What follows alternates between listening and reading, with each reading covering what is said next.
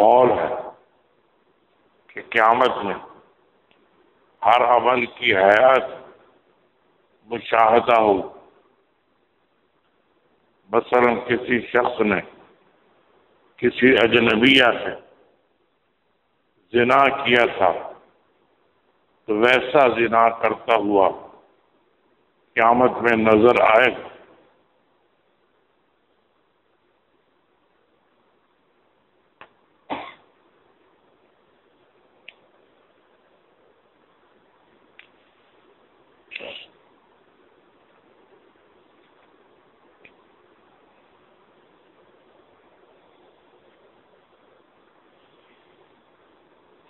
اس ملفوظ میں حضرت تھانوی رحمۃ اللہ تعالیٰ نے قیامت کے بارے میں کچھ ارشاد فرمایا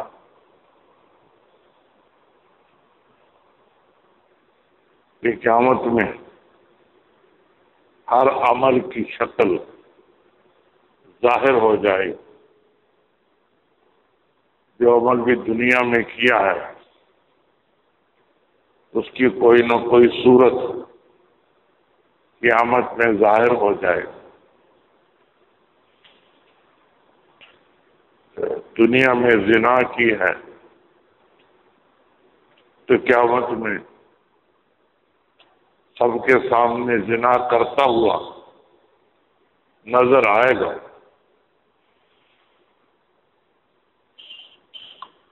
اس لیے دنیا میں بڑی احتیاط کرنی چاہیے.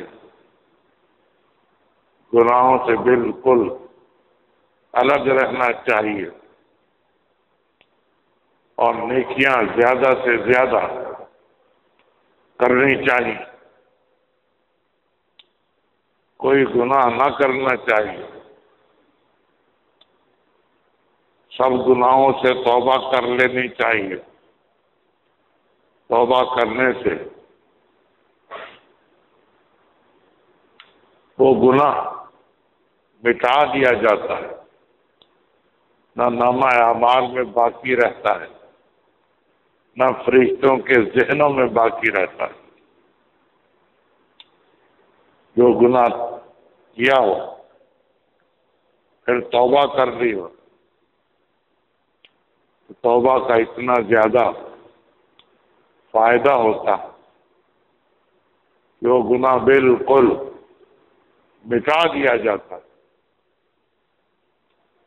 نہ نامہ اعمال میں باقی رہتا ہے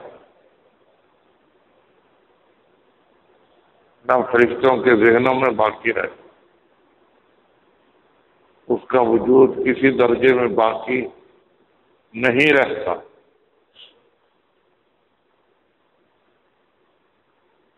اس لیے گناہ سب کے سب مٹا لینے چاہیے اور نیکیاں بڑھا لینی چاہیے.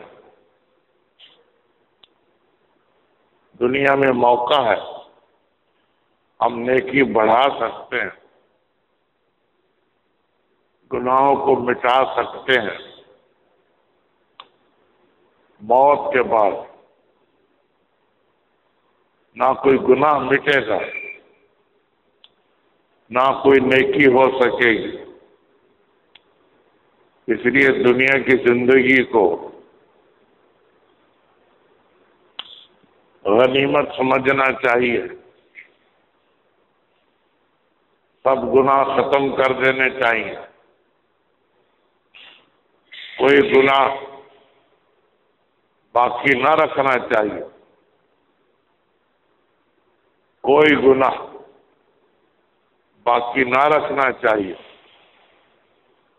ہم دنیا میں آئے ہیں نیکی کمانے کے لیے، گناہ کمانے کے لیے نہیں آئے. اگر موت کے وقت نیکیاں زیادہ ہوں گی تو ہماری زندگی کامیاب ہے. اگر موت کے وقت گناہ زیادہ ہوں گے تو ہماری زندگی ناکام ہے. جس مقصد کے لیے ہم دنیا میں آئے ہیں اس مقصد میں کامیابی حاصل کریں پھر تو زندگی کامیاب ہے۔ اگر اس مقصد میں کامیابی حاصل نہ کریں تو زندگی ناکام۔ اس لیے ہمیں اپنی زندگی ناکام نہیں بنانی چاہیے، کامیاب بنانی چاہیے۔ اللہ تعالی ہمیں توفیق